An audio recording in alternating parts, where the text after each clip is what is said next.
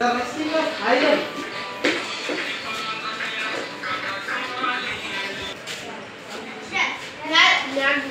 Rusting of iron. Natural. The rusting of iron is a completely natural one.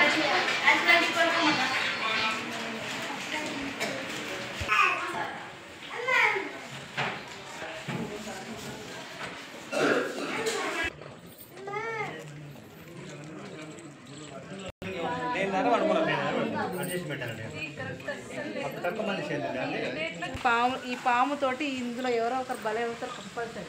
వీళ్ళు ఇది మార్చి వరకు అని మీరు అంటున్నారు కానీ ఆ మార్చి వరకు ఎంతమంది పిల్లలు బతుకుంటారో కూడా మీకు గ్యారెంటీ ఇస్తారా? ఇయ్యరు.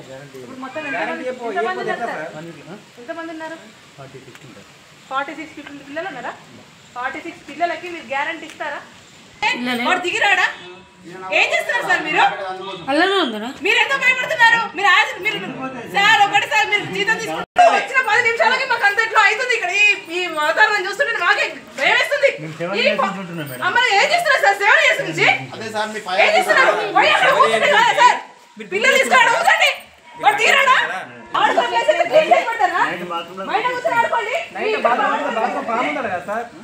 పాము ఉందని భయపడుతుంది కదా. పాము ఉంది.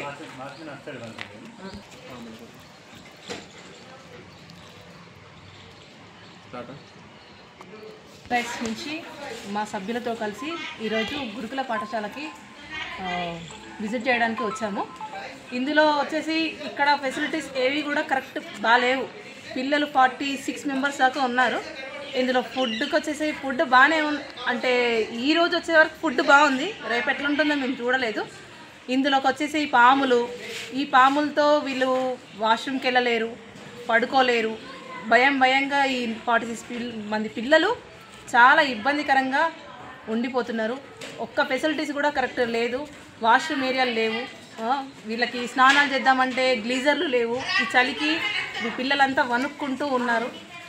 వీళ్ళకు 2017లో ఇచ్చిన బెడ్షీట్లు గవర్నమెంట్ నుంచి వచ్చినాయి. అవి ఆ రోజు వచ్చిన బెడ్షీట్లు తప్పించి ఇంతవరకు కూడా వీళ్ళ పిల్లలకి ఒక బెడ్షీట్స్ రాలేదు. వీళ్ళకి సోప్స్ కానీ ఏ ఇతర వస్తువులు కూడా వీళ్ళకి రాలేవు. ఉన్నారా పిల్లలంటే ఉన్నారు, తిన్నారా అంటే తిన్నారు అన్నట్టే ఉంటున్నారు. ఇక్కడికి వచ్చిన ఏ ఒక్కరు కూడా వస్తున్నారు, విజిట్ చేసుకుంటున్నారు, వెళ్ళిపోతున్నారు తప్పించి ఏ ఒక్కరు కరెక్ట్ చర్యలు తీసుకుంటలేరు. ఇది తీసుకోకపోతే మేము కూడా ఈ పిల్లలతో పాటుగా కలెక్టరేట్ ముందు ధర్నా చేయడానికి సిద్ధంగా ఉన్నాం. ఈ వీడియో చూసిన తర్వాత అయినా సరే పిల్లల్ని పట్టించుకుంటారని పై అథారిటీస్ని మేము కోరుకుంటున్నాం. లేని పక్షంలో మేము కూడా ధర్నాకు దిగుదామని చెప్పేసి మేము కూడా దిగుతున్నాం. నేషనల్ హ్యూమన్ రైట్స్ ఎన్జిఓ ఐలేని శ్రీనివాసరావు గారి ఆధ్వర్యంలో ఈరోజు విజిట్ చేయడం జరిగింది. ఈరోజు ఇక్కడ పిల్లలకు దారుణమైన పరిస్థితులు ఉన్నాయి. ఇక్కడ బాత్రూంలో ఆల్రెడీ పాములు ఒకటి రన్నింగ్ ఉంది. ఆల్రెడీ బాత్రూమ్ పోవడానికి కూడా వీళ్ళకి చాలా ఇబ్బంది అయ్యి రాత్రిపూట పిల్లలకు బాత్రూమ్కి వచ్చినా చాలా ఇబ్బంది అయ్యి భయపడి ఆల్రెడీ బయటకు చెట్లకు వెళ్ళిపోతుండ్రు.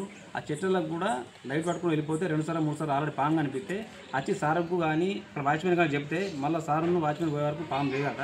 అయినలు రాత్రి భయంతో గురై ఆల్రెడీ రోజుకు భయంతో పోయి బతుకుతున్నారు. ఆల్రెడీ అక్కడ మొత్తం బురదతోని ఆల్రెడీ అక్కడ వంట బౌలు కలవడానికి మొత్తం పందులు వచ్చి అక్కడ దారుణమైన పరిస్థితిలో ఉంది.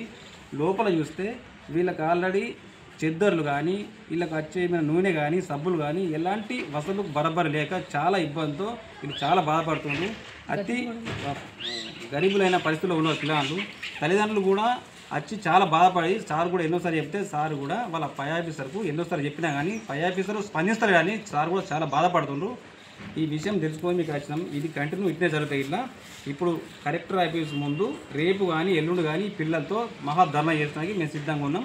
ఎన్హెచ్ఆర్సీ ఎన్జిఓ తరఫున చైర్మన్ శ్రీనివాసరావు గారి ఆదేశాల మేరకు వసతి గృహాన్ని తనిఖీ చేయడం జరిగింది. ఇందులో మేము చూసిన నిజాలు ఏంటంటే పిల్లలకి బాత్రూమ్ వసతులు లేవు, తరగతి గదులు లేవు, హాస్టల్ ఫెసిలిటీస్ బాగలేవు, పైగా పాముల బెడద ఉంది. దీన్ని పెద్ద పై ఆఫీసర్ల దృష్టికి తీసుకెళ్ళి మేము పరిష్కారం చేసే విధంగా చర్యలు తీసుకుంటామని కోరుతున్నాం. ఇప్పుడు ఇందులో స్టోరేజ్ పెట్టారు కదా, ఏంటి మాకు నైట్ పండడానికి బాగా భయపడి ఉంది. బాత్రూంలలో పాము ఉన్నాయి, మాకు చాలా భయం వేస్తుంది. నైట్ పనులు వచ్చింది గవర్నమెంట్ మేమే అన్ని తెచ్చుకున్నాం. సబ్బుల బిల్లు కట్టలేదు. నైట్ వంటలు కూడా ఇంకా పాము కనడానికి మస్తు భయం అవుతుంది. వంటరూమ్లో కూడా ఒకసారి పాము వచ్చింది, మా సార్ చంపేసారు. పాము కూడా మాకు పాము కనడానికి మాకు భయభ్రాంతి కొత్త కావాలని విషయం చదివి 6th క్లాస్ నైట్ పాములు అనిపిస్తున్నాయి, కింద అంటున్నాం, భయం అనిపిస్తుంది. కింద ఒక్కొక్కసారి పాము సౌండ్ వినబడుతుంది. మళ్ళీ తానం బయటనే మళ్ళీ అది అందరు చూసి రోడ్డు కింద పెట్టడం నవ్వుకుంటూ పోతుంది. రాత్రి అయితే వాచ్మెన్ ఉంటుండా వస్తుండా? మీకు ఏమైనా భయం అయితే అటు పక్కకు వస్తుండా?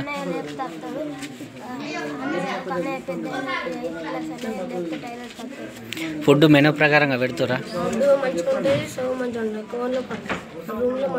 అకామిడేషన్ మంచిగా లేదు. 8th క్లాస్ వేరే హాస్టల్ నుంచి మాట్లాడుతున్నామండి. ఇక్కడ వర్షం వచ్చినప్పుడు మాకు ఈ బిల్డింగ్ పగుళ్ళు బాగా వచ్చినాయండి.